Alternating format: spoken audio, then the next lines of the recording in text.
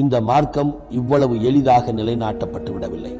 நீதி மற்றும் நியாயத்தின் ஒரு அமைப்பு எந்தவிதமான சிரமமும் இல்லாமல் வீட்டில் நிம்மதியாக உட்கார்ந்து கொண்டே நிலைநாட்டப்படுவதில்லை. இந்த மார்க்கத்திற்காக மிகப்பெரிய தியாகங்களும் சோதனைகளும் செய்யப்பட்டிருக்கின்றன. பனு ஹாஷிம் 3 வருடங்கள் எந்த நிலையில் கழித்தார்கள் என்பதை நாம் சற்று சிந்தித்து பார்க்க வேண்டும்.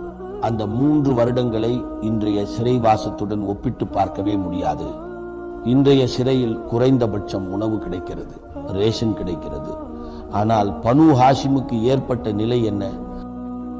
அவர்கள் அடைக்கப்பட்டிருந்த இடம் ஒரு பள்ளத்தாக்கு, 2 பக்கமும் மலை.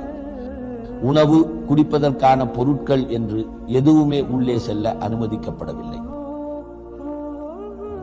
அதிலும் முக்கியமான விஷயம் என்னவென்றால், இதில் ஈமான் கொள்ளாதவர்களும் கூட சிக்கிக் கொண்டார்கள். காரணம், அவர்கள் நபி ஸல்லல்லாஹு அலைஹி வஸல்லம் அவர்களுக்கு அளித்து வந்த ஆதரவை விட்டுவிட தயாராக இல்லை. ஆம், அபூ தாலிப் அவர்கள் இறுதி நேரம் வரையிலும் நபிக்கு ஆதரவளித்தார்கள், விட்டுவிடவில்லை.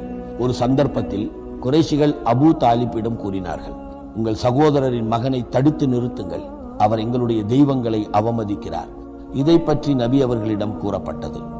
அதற்கு அவர்கள், என்னுடைய ஒரு கையில் சூரியனையும் இன்னொரு கையில் சந்திரனையும் வைத்தாலும் கூட நான் ஏற்றுக்கொண்ட இந்த பணியை விட்டுவிட முடியாது என்று உறுதியுடன் தெரிவித்தார்கள். இதுதான் இஸ்திகாமத், உறுதியாக நிலைத்திருப்பது.